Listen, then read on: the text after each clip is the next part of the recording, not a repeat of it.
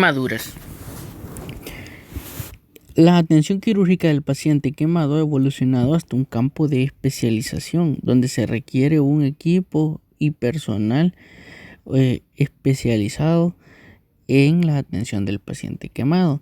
Históricamente las quemaduras se asociaban a mal pronóstico. Los avances en la reanimación con líquidos y debridamiento temprano han mejorado el pronóstico para pacientes quemados, además de la mejoría continua en los cambios en los cuidados intensivos y los progresos de bioingeniería en la piel anticipan un futuro alentador. La organización y el personal de las unidades de quemados debe estar compuesta por cirujanos expertos en quemaduras, el personal de enfermería especializado, fisioterapeutas y terapeutas ocupacionales, trabajadores sociales, dietistas, farmacéuticos, terapeutas respiratorios, psiquiatras y psicólogos clínicos y protésicos. Una quemadura es la destrucción de los tegumentos, incluso los tejidos subyacentes, bajo el efecto de un agente térmico, eléctrico, químico o radioactivo. En la epidemiología, las quemaduras se dan más frecuentes en jóvenes en la segunda y tercera década de la vida, el 44% de las quemaduras. Etiología: domésticos, 59.3%, sobre todo en las mujeres, que es un 85.3%. En cambio, la etiología en el trabajo, sobre todo en la tercera década de la vida, se da. Mecanismos de producción: el fuego o flama, 51%, líquidos calientes, 21.3% y pólvora. Las peores secuelas ocurren en quemaduras por calor de baja intensidad o electricidad. Hay quemaduras especiales como las que dejan alta cantidad de secuelas y complicaciones.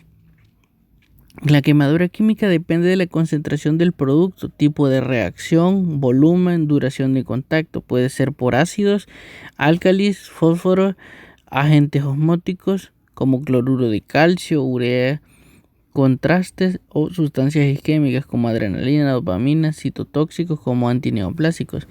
Las quemaduras eléctricas, en las que generalmente el daño es mucho mayor de lo que aparenta, pudiendo afectar órganos internos como corazón, riñones, cerebro, pulmón y músculo. Las quemaduras por radiación dan una radiodermitis por microondas, radiación no ionizante o quemadura por electromagnetismo, diatérmicas, radiación ultravioleta, láser e infrarroja. Marcadores de mortalidad: un paciente tiende a ir a la muerte si presenta estos 5 componentes. En primer lugar, la edad por sí sola predice una gran medida de la mortalidad en individuos quemados. Entre mayor sea la edad del paciente, más probabilidad de muerte tiene por sí sola. El porcentaje de superficie corporal total quemada: a mayor piel quemada, mayor índice de mortalidad. Lesión por inhalación: el que esté presente la lesión por inhalación también propone un riesgo mayor de muerte. Los traumatismos simultáneos y la aparición de neumonía.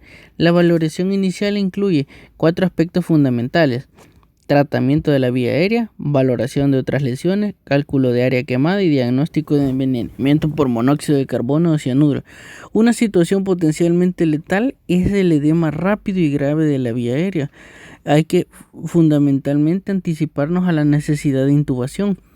Y los parámetros clínicos para la intubación son: en gases arteriales, una PO2 menor de 60, una PaCO2 mayor de 50, un cociente PaO2-FiO2 menor de 200, una insuficiencia respiratoria inminente y edema de las vías respiratorias superiores grave. La quemadura peribucal y de las vibrisas indican que se debe tener una valoración adicional de la vía aérea, pero esto no nos obliga a intubar, solo nos dice de que debemos reevaluar constantemente la vía aérea del paciente. Los signos de afectación respiratoria inminente como difonía, sibilancias o estridor nos deben hacer dirigirnos a la intubación. La disnea es un síntoma preocupante y debe promover la intubación orotraqueal temprana.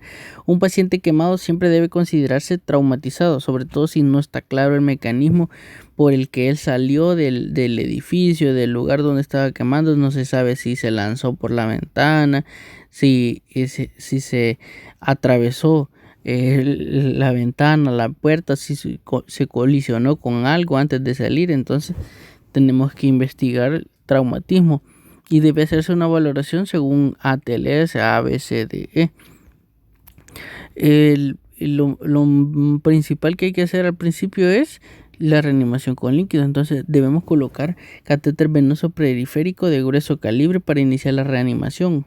2 vías en quemaduras mayores al 40% de la superficie corporal. La CBC en pacientes con quemaduras graves puede proporcionar información del estado de volemia. En niños con 40% de superficie corporal quemada pueden necesitar acceso intraóseo en situaciones de emergencia. Debe llevarse a cabo una evaluación secundaria temprana y amplia en todo paciente quemado. La hipotermia es una de las complicaciones que contribuyen al fracaso de la reanimación. Nunca se debe usar antibiótico-terapia profiláctica. El paciente quemado se le debe administrar una vacuna de refuerzo antitetánica con 0.5 ml de toxoide intramuscular. Se debe administrar un ansiolítico como una benzodiazepina con un narcótico para el dolor. La regla de los 9 es un método simple y eficaz para calcular el tamaño de una quemadura. Las quemaduras de primer grado no deben incluirse cuando se calcule el porcentaje de superficie total corporal quemada. Para calcular el porcentaje de superficie quemada puede usarse varias reglas. La regla de los 9 como Wallace, ese es para el adulto, donde la cabeza equivale al 9%, el cuello 1%, el tórax anterior 18%, el tórax posterior 18%, el miembro superior derecho e izquierdo 9% cada uno y los miembros inferiores 18%. En el niño cambia porque en el niño la cabeza equivale al 18%, en todo niño menor de 3 años. El 18%, el tórax siempre es anterior 18, posterior 18, los miembros superiores 9, pero las extremidades inferiores son más pequeñas, son 14% cada uno respectivamente. Tenemos la escala de Lund-Browne que nos da una medición más precisa del porcentaje, donde distribuye según la edad, hasta de 0 a 15 años, los porcentajes diferentes de cada región del cuerpo. El apoyo diagnóstico, según fuera requerido el tratamiento del paciente quemado, puede llevar hemograma, electrolitos, creatinina, BUN, nitrógeno ureico, proteína C reactiva, CPK, carboxiemoglobina, EGO, proteínas séricas, mioglobina, frotis periférico, cultivos y gases arteriales, rayos X de tórax y de otras partes si hay un trauma asociado, la broncoscopía, endoscopía, la PVC, la electrocardiografía, el pletismografía. Tenemos también que investigar el envenenamiento por monóxido de carbono. La mortalidad temprana en pacientes quemados se debe también al envenenamiento por monóxido de carbono, ya que el monóxido es 250 veces más afín a la hemoglobina que el oxígeno. Se debe sospechar envenenamiento ante síntomas neurológicos inesperados, dolor de cabeza, decaimiento de la fuerza, falta de aire, vómitos y náuseas y desmayos y mareos.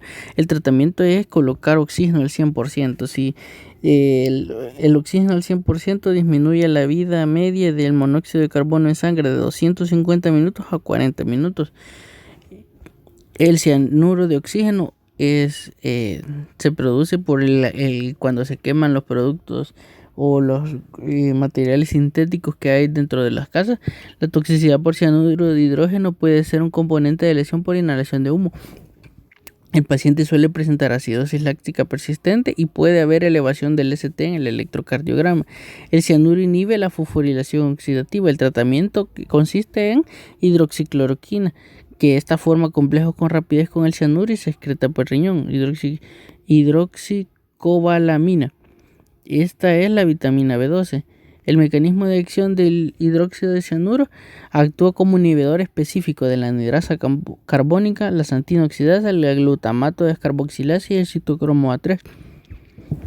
Esta lo que hace es que en la cadena respiratoria se une al complejo 4. Forma un complejo estable con el citocromo oxidasa, que es el complejo 4 de la cadena respiratoria, y lo que produce es hipoxia citotóxica o asfixia celular, cambio de metabolismo aerobio a anaerobio, lo que conlleva acumulación del lactato en sangre. La clasificación de las quemaduras según la etiología, dijimos que estas son las térmicas, que eran lesión por llama, contacto, escaldadura. Eléctricas constituyen el 4% de la hospitalización. Puede causar arritmias y síndrome compartimental con rhabdomiólisis concurrente. Químicas, el ácido fluorhídrico o el ácido fórmico, las lejías. La clasificación de las quemaduras por profundidad, tenemos desde el primer grado hasta el cuarto grado. Primer grado, lesión superficial confinada a la epidermis. Lesión de grado superficial o segundo grado, lesión en epidermis y dermis superficial, aproximadamente hasta el estrato granuloso.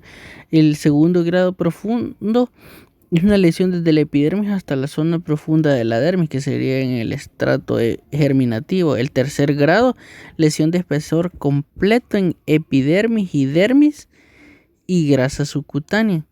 El cuarto grado, lesión que atraviesa toda la piel y la grasa subcutánea hasta músculo o huesos allá.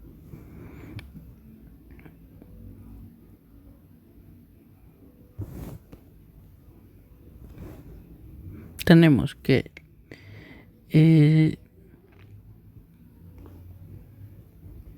Jackson describió las zonas de una quemadura. Está la zona de coagulación, que es la zona central, la zona de éstasis, que es la zona periférica, que equivaldría a una lesión o una quemadura de segundo grado, y la zona más externa o lateral, que sería la zona de hiperemia, que equivaldría prácticamente a una quemadura de primer grado. Tenemos aquí, según un corte histológico de la piel, hasta donde llegan las quemaduras, la de primer grado, y que llegaría hasta prácticamente el nivel de granuloso. El segundo grado superficial y llegaría hasta la zona basal o el estrato germinativo de la epidermis. El segundo grado profundo llegaría hasta la dermis, pero un espesor parcial de la dermis. El tercer grado llega hasta la grasa subcutánea y el cuarto grado hasta el músculo. Según su extensión, cuanto mayor sea esta lesión, peor será el pronóstico y mayor la gravedad de la quemadura. Las lesiones de más del 40 al 50% de superficie quemada tienen un mal pronóstico y alta incidencia de morbimortalidad. Una quemadura puede considerarse crítica si tomamos en cuenta el porcentaje de superficie corporal quemada y la edad del paciente. Así, menores de 14 años con más del 25% de la superficie quemada, adultos menores de 60 años con más del 35% de superficie quemada, o adultos mayores de 60 años con más del 25% de superficie quemada, serían los pacientes que tienen una alta incidencia en la morbimortalidad. Las manifestaciones clínicas y fisiopatología de las quemaduras: el local es el enrojecimiento, dolor, bulas, necrosis, coagulación, entre otros. Y las sistémicas, ante una agresión térmica, ocurren alteración de la permeabilidad capilar, incrementando esto debido a un trastorno en la microcirculación con paso de iones, proteínas y líquidos al espacio intersticial, causando edema y liberación de sustancias vasoactivas. Por lo tanto, se da el edema y hay una extravasación de líquido. Entonces hay una disminución de la presión arterial. Hay evaporación debido a la pérdida del estrato dermoepidérmico. Entonces ya la piel no funciona como una barrera que evita la evaporación del líquido intra y extracelular, y por lo tanto se da una disminución en el agua corporal total. Alteraciones sistémicas, además la hematológica, como la hemólisis, la hemoglobinemia y hemoglobinuria. Las coagulopatías, como hipercoagulabilidad, elevación de fibrinógeno, disminución del tiempo de protrombina y disminución de la antitrombina 3. Entonces se da un estado de coagulabilidad elevada, Alteraciones cardiovasculares como la hipovolemia, el secuestro plasmático, las pérdidas por evaporación, bajo gasto cardíaco y aumento de la poscarga. Las alteraciones renales como insuficiencia prerrenal o liguria. Se pueden dar infecciones, hay inmunodeficiencias porque la piel quemada funciona como endotoxinas por el estrés de la quemadura, las citoquinas inmunocomplejos y la mala nutrición.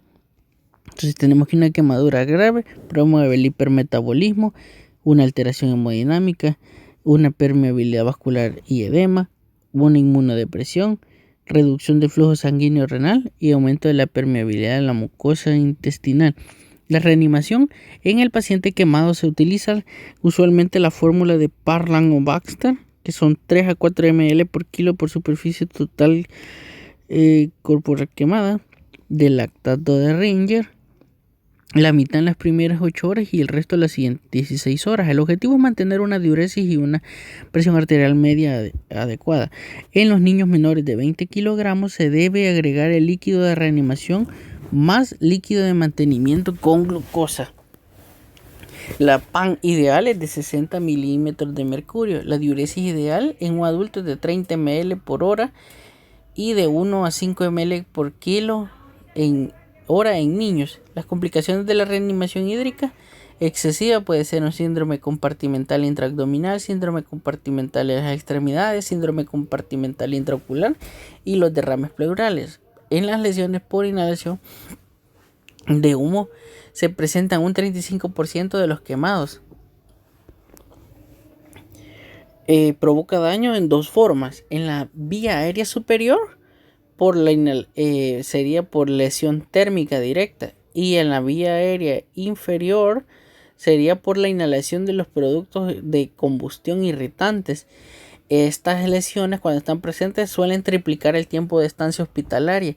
Es común que se desarrolle un síndrome de distrés respiratorio agudo porque estas lesiones en la vía aérea superior e inferior activan o reclutan a los neutrófilos, que estos lo que hacen es que secretan citocinas y factores proinflamatorios, dando así el síndrome de distrés respiratorio que da la extravasación de líquidos en las vías aéreas. Hay un estado de inflamación generalizado en los pulmones, causando así la dificultad para el intercambio gaseoso.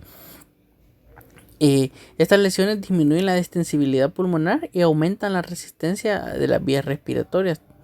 El tratamiento consiste en broncodilatadores, por ejemplo salbutamol cada 2 horas, heparina nebulizada 5.000 a 10.000 unidades con 3 ml de salino normal cada 4 horas. Esto es para evitar que se den trombos de fibrina. La N-acetilcisteína nebulizada al 20%. Esta lo que funciona es como un antioxidante, porque como el paciente va a estar con oxígeno al 100%, el oxígeno causa radicales libres. Entonces la N-acetilcisteína sirve como antioxidante de las células y protege. La solución salina hipertónica induce la tos eficazmente, entonces ayuda a expectorar. Y la adrenalina racémica inhalada reduce el edema de la mucosa. También tenemos que la retirada para cuando generalizado el tratamiento de las quemaduras, hay que retirar a la víctima de la causa de quemadura lo antes posible para evitar la progresión del daño tisular. El equipo de rescate debe tomar las precauciones necesarias para evitar también ser quemado. Depende del ambiente, los pasos serán principalmente atención de la vía aérea, perfusión, analgesia e inmovilización. Las funciones vitales deben ser preservadas. No debe usarse agentes que cubran la quemadura como son las pomadas y las cremas. Se debe prestar atención a las lesiones asociadas de trauma. Los criterios de referencia dependerá de la clasificación de las quemaduras como leve. Se pueden tratar ambulatoriamente en el primer nivel, moderada en el tratamiento en el segundo nivel, y las quemaduras severas el tratamiento en el tercer nivel. Cualquier complicación haría que un paciente anteriormente catalogado como de menor severidad fuera referido a un centro de mayor nivel. Se establecerán prioridades y criterios de acuerdo al grado de extensión, agente y paciente que determine su lugar de manejo. En el ambulatorio son las quemaduras de primer grado, las quemaduras de segundo grado que que tengan menos del 10% de extensión en el cuerpo, excepto aquellas en áreas especiales, o que sean por inhalación, que sean quemaduras en la cara, en la mano, en el pie o en el periné, que den compromiso articular asociado a áreas o asociado a patologías concomitantes como diabetes o traumas. Esos no, esos iban para el segundo nivel. Las quemaduras de tercer grado de menos del 2% de extensión con las mismas excepciones anteriores también pueden verse en el primer nivel. En el segundo nivel se van a ver las quemaduras de segundo grado del 10 al 25% de extensión en adultos o del 5 al 15% en niños y ancianos. Las quemaduras de tercer grado de menos del 10% de extensión. Y las quemaduras de diversas causas en paciente estable y que se cuente en el establecimiento con la capacidad necesaria para su atención. El hospital de tercer nivel va a ver las quemaduras graves o en la unidad de quemados. Las quemaduras de segundo grado, mayor al 25% de extensión en un adulto o mayor de 15% en niños y ancianos. Las quemaduras de segundo grado en el cráneo, cara, cuello, axilas, pies, genitales y pliegues que no puedan ser manejados en el segundo nivel se refieren al tercer nivel. Quemaduras de tercer grado mayor al 10% de extensión o todas las que tengan patología grave asociada, todas las quemaduras eléctricas o químicas que no puedan ser manejadas en el segundo nivel por no contar con los recursos. A todo paciente que va a ser ingresado debe colocársele sonda vesical y valorar el uso de la sonda nasogástrica. La ventilación se valorará la permeabilidad de la vía aérea, especialmente en presencia de quemaduras de cara, cuello, tronco, compromiso de la vibrisa o exputo espontáneo, considerando agregar oxígeno humidificado y en caso necesario intubar o traqueostomizar al paciente. Ante la sospecha de quemaduras por inhalación, se debe referir inmediatamente y alertar al centro de referencia la posibilidad de la necesidad de intubación inmediata. En la circulación se inician dos vías de acceso venoso adecuado para reponer los volúmenes de urgencia, para lo cual se calcularán los mismos mediante la fórmula de Parlan para quemaduras, que son 4 cc de lactato de Ringer por superficie corporal quemada por kilos de peso. En caso de no contarse con lactato de Ringer, se puede usar solución salina normal. De lo contrario, de lo que se calcule, se administra el 50% en las primeras 8 horas y el 50% en las siguientes 16 horas. El segundo día se administra el 50% de la calculada del primer día, empleándose acá soluciones que contengan dextrosa. Se debe mantener siempre una diuresis de 40 a 50 ml en adultos o 1 ml por kilo hora y 25 ml en mayores de 2 años, 2 ml por kilo hora en menores de 2 años. Y tenemos diferentes fórmulas de reanimación. Está Parlan, que es 4 ml por kilo de superficie corporal quemada. Se usa cristaloide. La fórmula de Brock, que se usa 1.5 ml por kilo por superficie total corporal quemada de cristaloide, más 0.5 ml por kilo por porcentaje de superficie total quemada de coloide. Se usa agua libre. Galveston para niños son 5.000 ml por metro cuadrado de área quemada más 1.500 ml por metro cuadrado de área total. Y este también se usa cristaloide. Para el dolor analgésico, según sea necesario, se puede usar ketorolaco, tramadol, opiáceos, de preferencia la morfina, y serán dados por vía endovenosa, ya que los quemados no se aconseja la vía intramuscular debido a que la inestabilidad hemodinámica inicial puede haber una variación en la absorción del medicamento. La infección. No se recomienda el uso rutinario profiláctico o de urgencia. Los antibióticos sistémicos se utilizan ante la sospecha de infección. Su empleo debe realizarse mediante cultivos frecuentes. Los antibióticos en pacientes quemados son recomendados únicamente preoperatoriamente, en quemaduras respiratorias o ante la existencia de patología previa o un estado infeccioso nosocomial. En los pacientes inmunizados contra el tétano, En los que no están inmunizados contra el tétano se debe administrar toxoide tetánico. Es importante la protección gástrica para evitar las úlceras de estrés de Curlin-Cushing, administrando protectores de mucosa como sucralfato o inhibidores de bomba de protones o anti-H2. El cuidado local, hay que hay inmersión del área afectada en agua a temperatura corporal, procediendo luego a limpiar la ropa con sumo cuidado y realizando una limpieza exhaustiva con suero salino templado, nunca frío. Si el paciente va a ser trasladado, evitar cubrirle excesivamente las quemaduras. Nunca debe emplearse antisépticos o colorantes. Si las bulas están limpias e intactas, puede aspirarse y cubrirse utilizando como una cobertura fisiológica. Múltiples estudios recomiendan la debridación en injertos tempranos si se cuenta con los mismos. Acelera el proceso de cicatriz y disminuye las complicaciones locales y la muerte. Es importante la oclusión para evitar la evaporación y minimizar el riesgo de infección. Se establecerán prioridades y criterios de acuerdo al grado de extensión, agente y paciente para determinar los apósitos y coberturas para las quemaduras. Tenemos dos tipos, que son las que son prácticamente pomadas o ungüentos y los que son líquidos. Tenemos la sulfadiazina de plata o sulfadiazina argéntica, que todos tienen ventajas y desventajas. Por ejemplo, la ventaja es que tiene un espectro antimicrobiano amplio, es indolora y es fácil de usar, no penetra el escar pero desventaja que puede dejar tatuajes negros porque como tiene la plata. Y esta inhibe la epitelización. Tenemos la mafenida, que es otro antimicrobiano de amplio espectro, que penetra la escara, pero puede causar dolor en la piel sensible. Y también puede causar acidosis metabólica e inhibición de la leve de la epitelización. La acidosis se da porque cuando se absorbe, esta inhibe la anhidrasa carbónica. Tenemos la bacitracina, la neomicina, la polimixina, que estas son de aplicación sencilla, pero el espectro antibiótico no es tan amplio.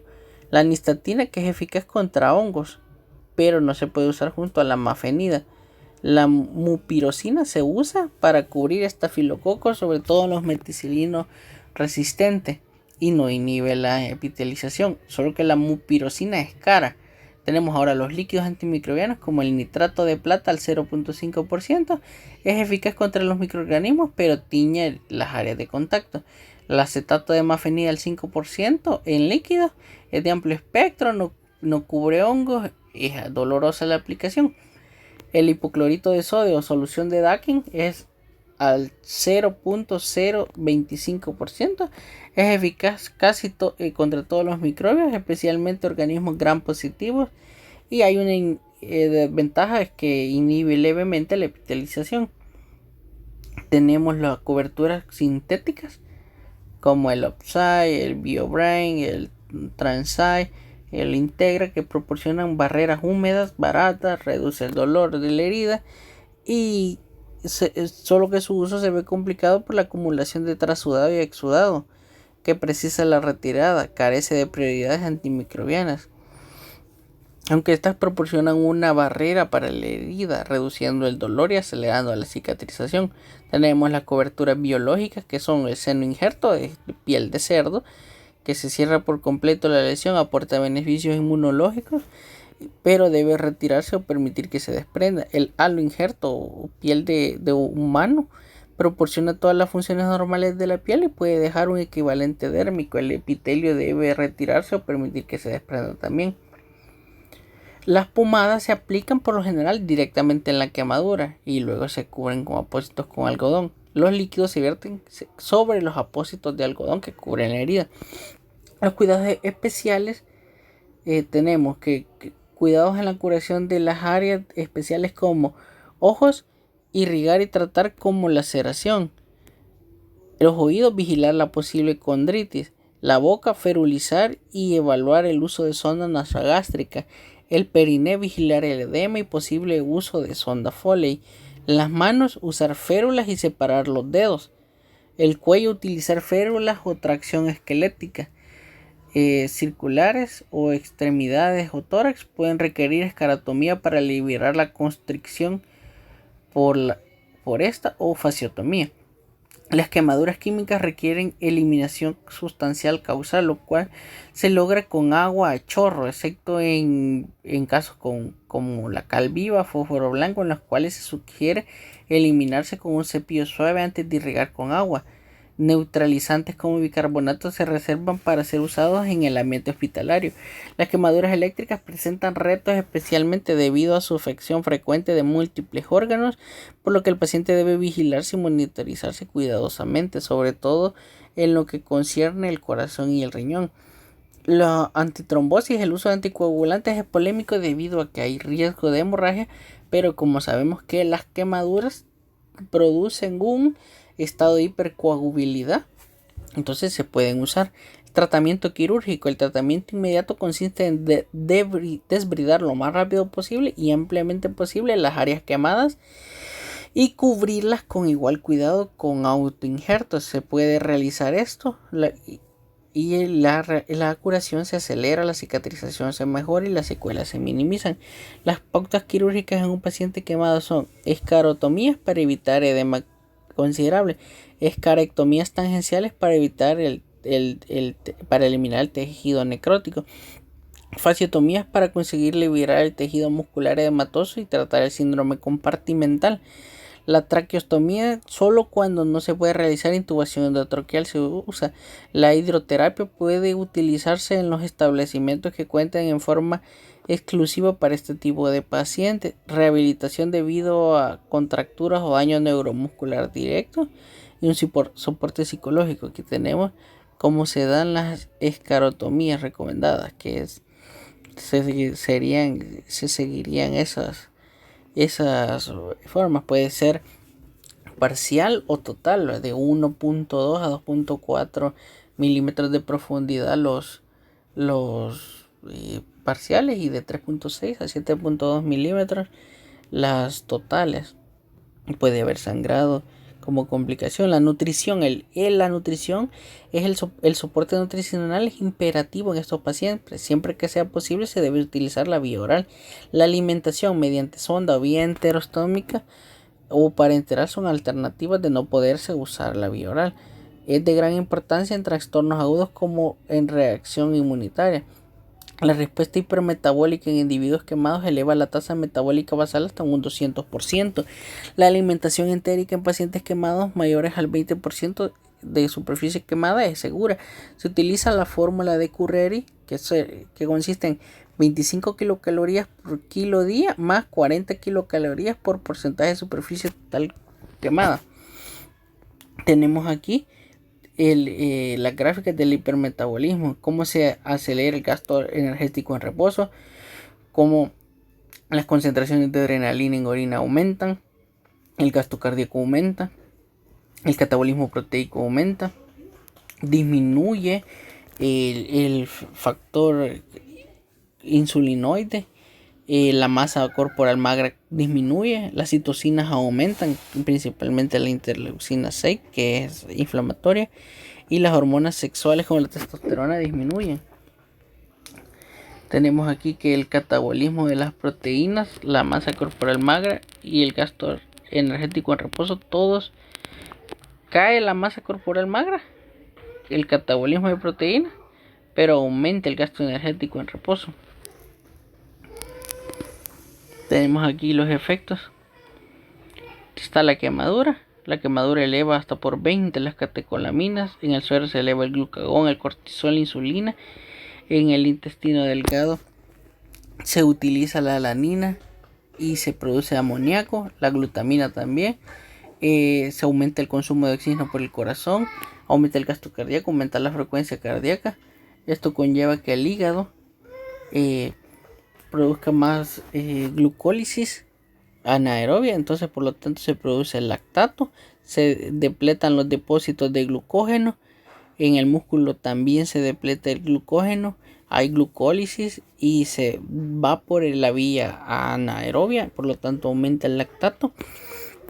En el hueso disminuye el calcio y el magnesio, lo que promueve las fracturas, disminuye el contenido mineral óseo y la densidad mineral ósea. En el riñón, la glutamina se excreta el amoníaco, entonces hay una pérdida de nitrógeno o un balance negativo de nitrógeno. Las fórmulas para calcular las necesidades calóricas en niños con quemaduras graves están en los lactantes, en los niños de 1 a 12 años y en los adolescentes de 12 a 18 años. Las medidas farmacológicas que se utilizan son uso de hormona de crecimiento, que se establece que esta disminuye la mortalidad en niños, el propranolol, que es un beta bloqueador que disminuye el gasto cardíaco y disminuye la tasa metabólica basal, la oxandrolona, que es un esteroide anabólico, que lo que produce es que aumenta la densidad ósea, aumenta la producción de hemoglobina y de eritrocitos, y que aumenta la masa muscular magra y la fuerza. La insulina, que es una hormona anabólica, disminuye la hiperglucemia y aumenta la producción muscular. La metformina, que también disminuye la hiperglucemia. En el paciente, los criterios de alta y seguimiento. Un paciente quemado debe monitorizarse y cuidarse según su gravedad.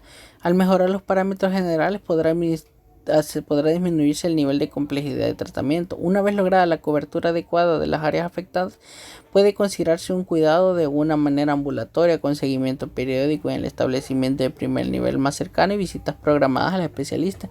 El paciente será dado de alta al haber logrado la cicatrización adecuada que permita su reincorporación a la vida diaria. En el caso de requerir rehabilitación, el paciente continuará su atención en el centro de fisioterapia más cercano. Tenemos aquí el algoritmo del MinSal, que es quemadura. Examina la profundidad de área. La quemadura parcial es húmeda, dolorosa, roja, rosada. La quemadura de espesor total no tiene dolor, es gris, es blanquecina, no palidece a la presión. Se utiliza la regla de los 9. Se prepara la herida, se aplica agua fría, se remueve la ropa, se mantiene al paciente caliente, controla el dolor. La profilaxis con el tétano sí ya lleva más de 5 años de que se dio la última dosis. Se limpia y desinfecta la herida. Si es menor al 2%, se debrida las ampollas. Si hay más de 2%, se aspiran las ampollas. Se cubre con una curación apropiada. La cobertura moderna con hidrocoloides, silicona, alginato o poliuretano, o una cobertura tradicional con gasa vaselinada, sulfadiazina argénica y miel. La referencia inmediata al nivel hospitalario serían las quemaduras de espesor total grado 3, todas las mayores de 15% en adultos grado 2, mayores de 10% en niños ancianos grado 2, si afecta la cara, cuello, manos, pies, axilas, región popltea o genitales.